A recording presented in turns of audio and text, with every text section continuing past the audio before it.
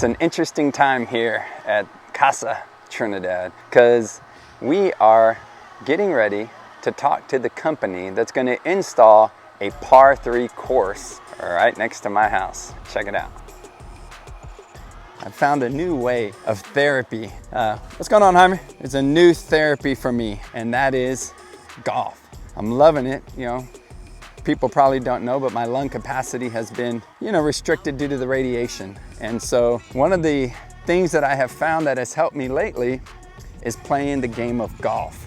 Don't have to use as much lungs, and it's challenging. More challenging than I ever thought it would be. I've played recreationally, but now that I'm starting to get into it, it's going to be more of a challenge mentally, and I need that mental challenge at this point. All right, so my question is, when it comes to my green, my question is, all right, so in my estimate, we had a certain estimate with a certain size of greens or whatever.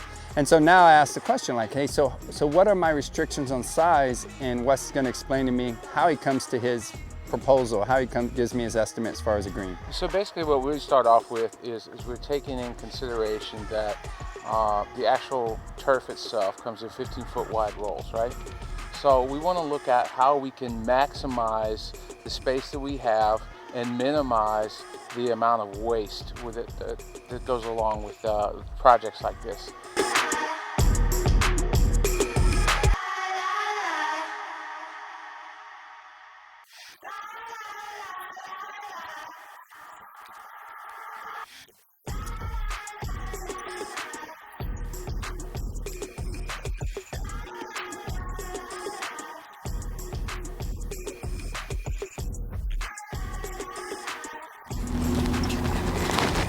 Okay, well, all right, you're along for the journey, and this is a part of it.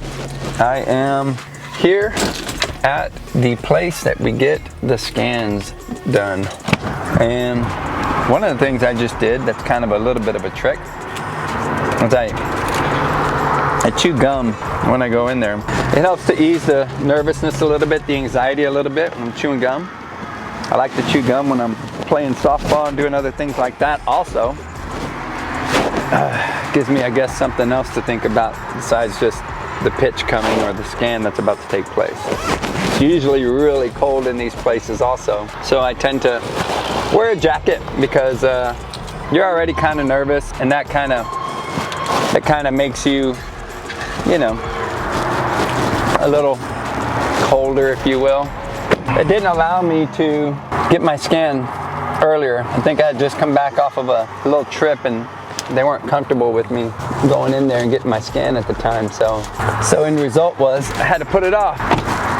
And it is what it is. I'm here now. Kind of going back to that fear and that anxiety. It's been the longest I've ever gone without having a scan. It's scary because when I'm in here, when you go in and you get the scan, what ends up happening is while you're getting the scan, at least with me, the thoughts go through my mind of okay, I'm getting the scan. This thing's going over my body. The radiologist is gonna get the picture, and at that moment, what goes through my mind is, that's it, they know. It's documented. Before it was just in my body, there wasn't a scan, nobody knows. Now that the scan is when it's going, when the scan is happening, in my mind it's all right, damn, it's there. The proof is there. Whether it's back or not, the proof is there. Now comes a different form of anxiety and fear. And that is, when you drive away, you're going, damn, I wish I knew right now. I wish I knew. I wish I could just have a doctor waiting in the room who examines the x-rays and could just tell me you do or you don't. And so now I feel it right now, that level of anxiety just rose for me. And that's one of those weird things, man. And so from the point that I get done here to the point that the doctor gives me my result, you're the battle, it's like the battle intensifies now in your mind. On top of that, I've been having a pain in my back, in my spine. And it's happening about right in this area, and it hasn't gone away. And so, once you have a diagnosis, especially too, you start to wonder about all these pains, all these different things, and you have to you have to set those thoughts aside as quickly as they come into your mind, because you can't control them coming into your mind. Those things come into your mind. It's no different than if somebody bumps into you, that initial thought of like, hey man, those kinds of thoughts come into your mind. But what do you do with them when they enter your mind? That's the trick. So today is Monday, I believe, and so I'm getting my scan for my chest, see if cancer's come back, and then I'll have an MRI when it comes to my spine. And then I'll find out the results next week. So that battle's about to take place.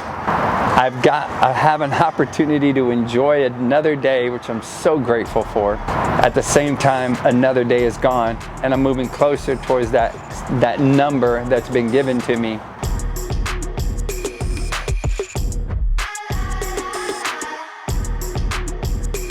You know, it's scary.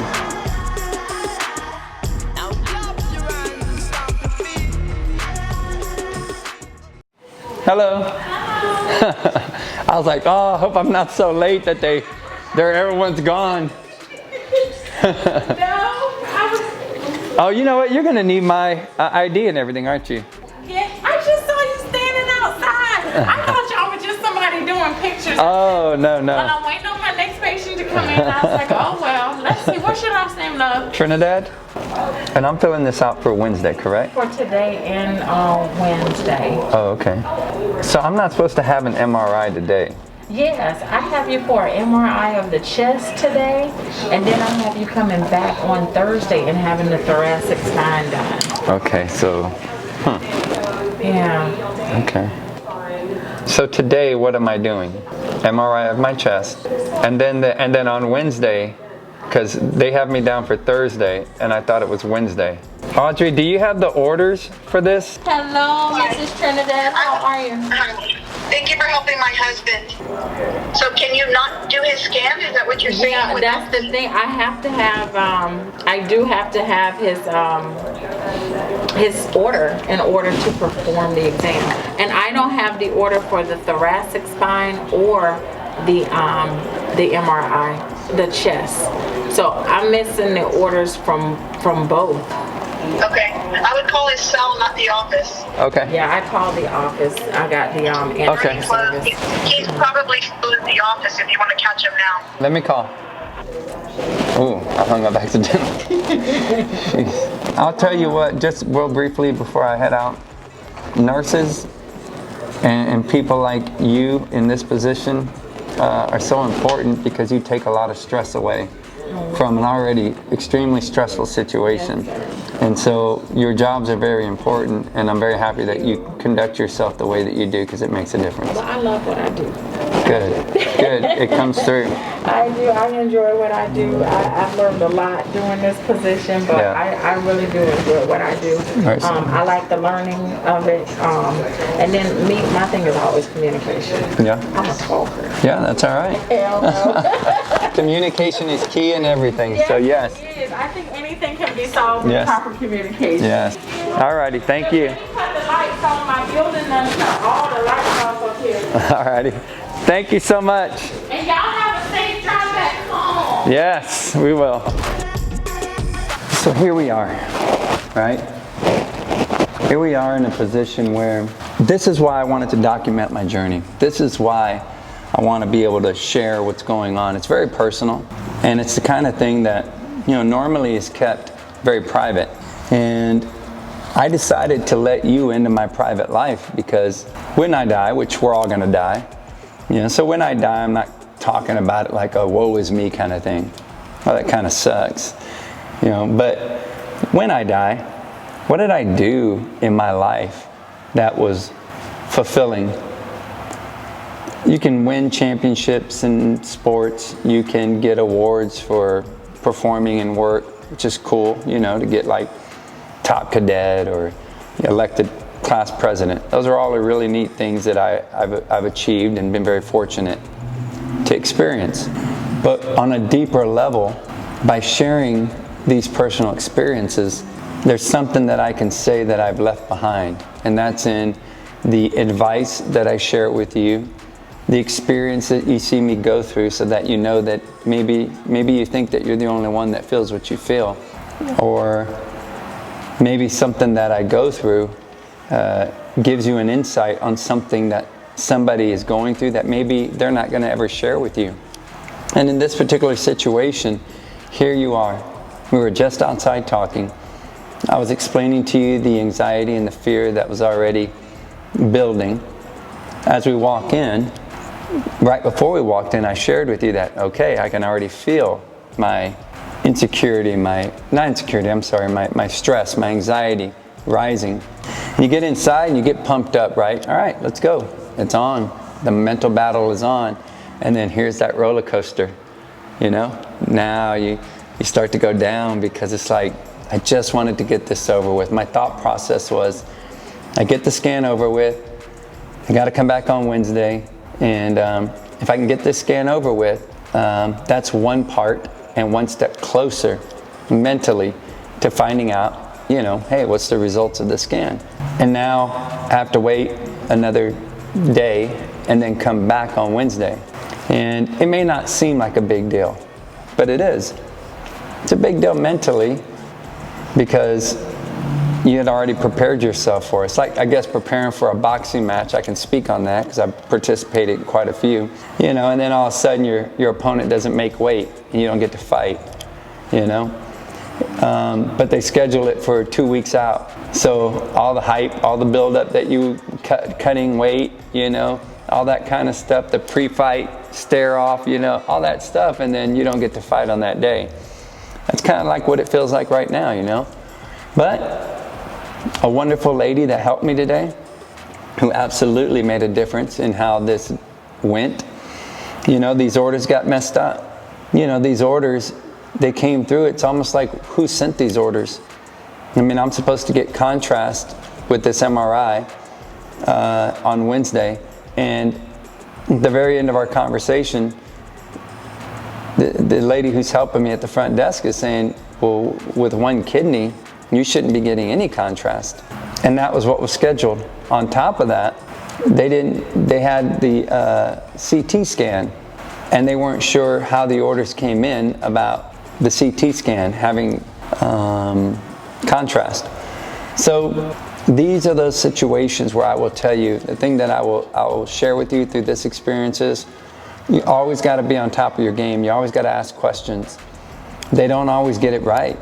You know, they're in the field, they're in the medical field, and they're practicing medicine.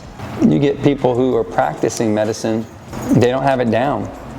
So it's, you know, you can't go to a doctor's appointment and expect an absolute when it comes to a diagnosis or a way of going about treating anything, because they're practicing medicine. I've learned that in my experiences. But the other thing I've learned, just like today, is you got to ask questions, question things, because not everybody communicates everything properly. And these people have orders that even my doctor's office they don't even know where these orders came from. My own doctor's office is like, who sent those orders? You know, where did you get that? And it's all confirmed. They have the orders in the computer. Somebody sent these orders, and some way along the way it got messed up. Somewhere along the way it got messed up. So now I got to come back on Wednesday. And look, in the end, here's what I'll tell you. The mind games are there in life in general. You know, the war that goes on within your mind is there in general in life. And in this particular situation, my goal is to take this incident and say, okay, what can I do about it? There's absolutely nothing I can do except let's find the positive in it, okay? Here's an experience now I get to share with you that shows something that might end up helping someone one day.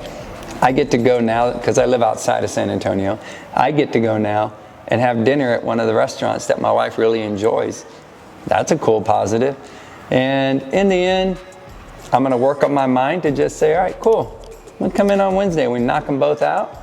And if nothing else, that feeling I was telling you that once the scan is taking place, like now I got to wait, like the waiting game begins. Well, now I get another day and a half to not have to play that game. So those are the positives. Those are the types of things that I work on in my mind, and those are the kinds of things I want to share with you. So here's day one of continuing to fight this fight within my mind, because we're on to a new journey in this new scan. So day one, we'll make it through it, and regardless of what comes out on the other side, the goal is to enjoy this moment, be in this moment, and to maximize our time. And that's what I'm gonna do tonight. I'm gonna go meet my wife, and we're gonna have dinner, and we're gonna enjoy each other's company.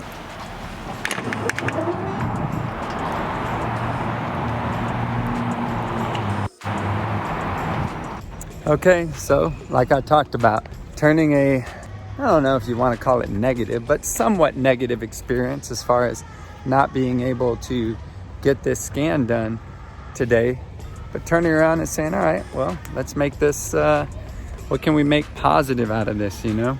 And I think one of the best things you can do to make a positive out of a negative is go have some steak. So we'll see.